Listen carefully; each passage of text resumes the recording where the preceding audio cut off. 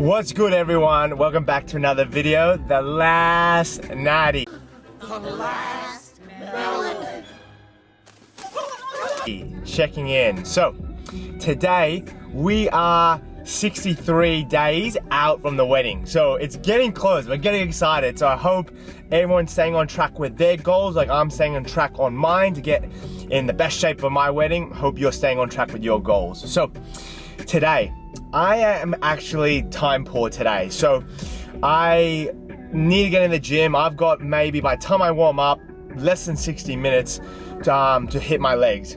Now, I was this close to just call and say, you know what, I'm not gonna train today, I'll train tomorrow. But the risk of doing that or having that kind of mentality is that life is always gonna be busy.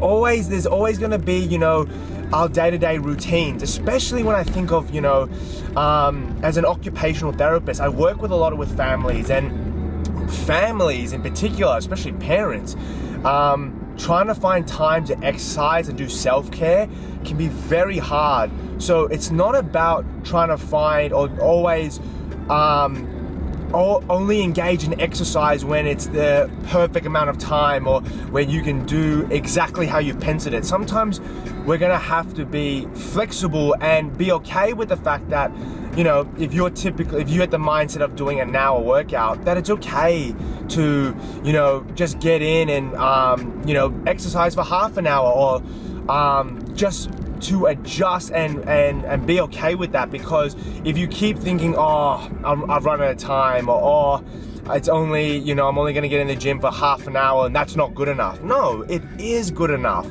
Doing something, even if it's small, each day towards your goal is so much better as opposed to doing nothing that day and just pushing it off. Because what ends up happening is if you keep pushing it off, you essentially, before you know it, days become weeks become months.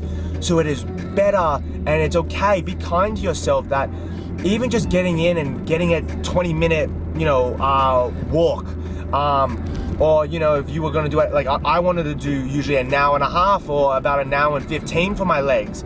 That's not gonna happen today. So it's okay, just get in, do something. Better to do something than nothing. So you keep that in mind. I'm just reminding myself of that. So with that said, what I'm gonna do is for legs, I'm just gonna do a squat session. So my camera just shut off because I had too much storage. So I don't know where it cut off, but essentially I haven't done barbell squats. It's more, I think it's a great predominantly a strength-based exercise, but you know what? We're gonna do some barbell squats today, and I'm actually gonna test myself. We're gonna see, maybe not a 1 rep max, but we're gonna aim for about 3, 5, maybe a rep max. Let's see how we go. So today's gonna be just squats, and let's see where my strength's at, where I haven't done barbell squats for such a long time. So I'm actually curious to see where I'm at. So let's go get this.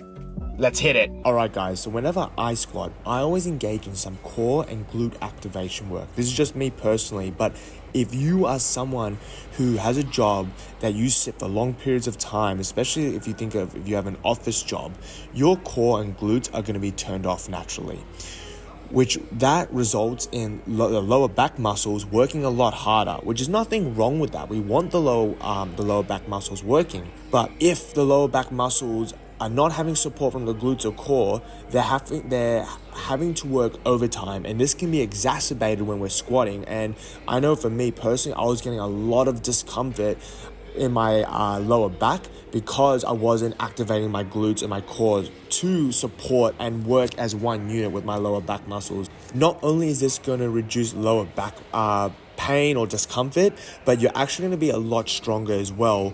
Because one, everything is acting as one unit. But when we think of activating our glutes, the glutes are our biggest muscle groups in our entire body.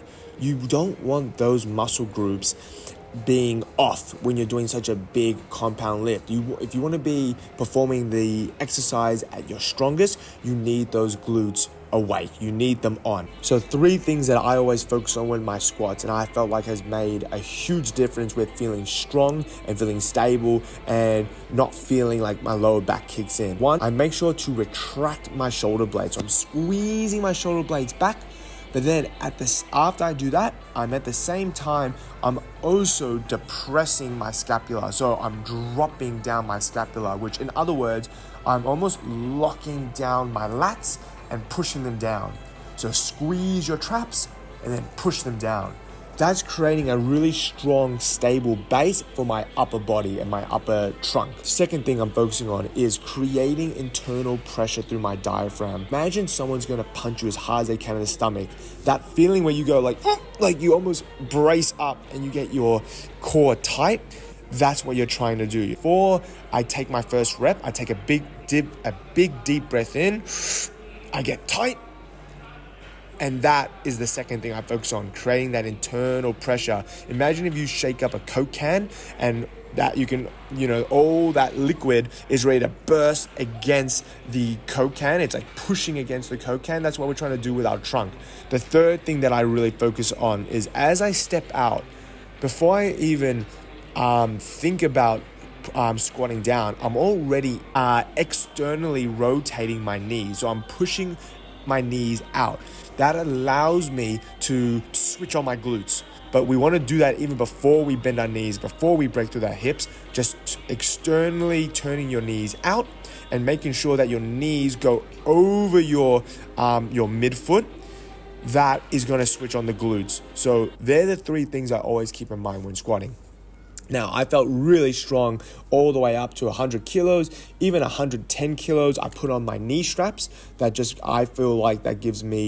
I feel just a lot more secure. And really, you only get one set of knees in your life. So I feel when I go over 100 kilos, I want my knee sleeves on. It was when I got up to 140 kilos, I'm not going to lie. In the past, I've been able to do 140 kilos for 5 sets, 5 reps of core squats where I was really struggling with 140 kilos. I only was able to do 2 sets of 3 reps.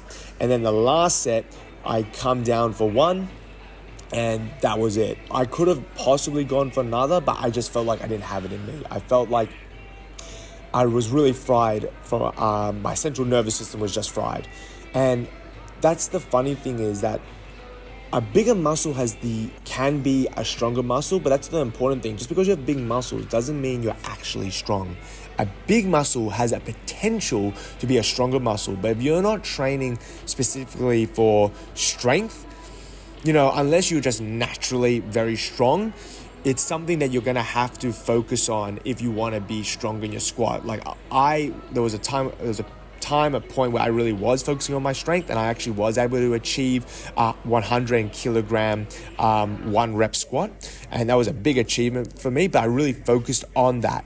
I haven't been focusing on strength-based training for, as I mentioned, over a year. I've been really focusing on hypertrophy training, really focusing on doing my squats in the belt, belted squats, hack squats, and that's just because that's my focus, and you have to make sure you prioritize what your focus is. If you want to focus on, achieving a 1 rep max, a 5 rep max, then you have to put the time and effort towards that. So really cool that I was able just to see how I was at.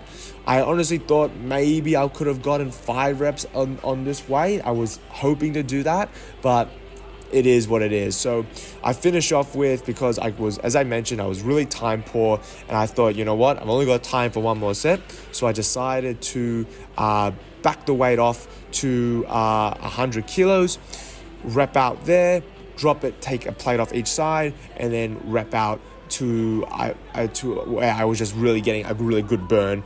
Just a good way to finish the workout with getting my heart rate up and just burning out those quads. So that's the workout. Again, if you are time poor, yes, it is. Don't make excuses. Try and do your best to get your full session in.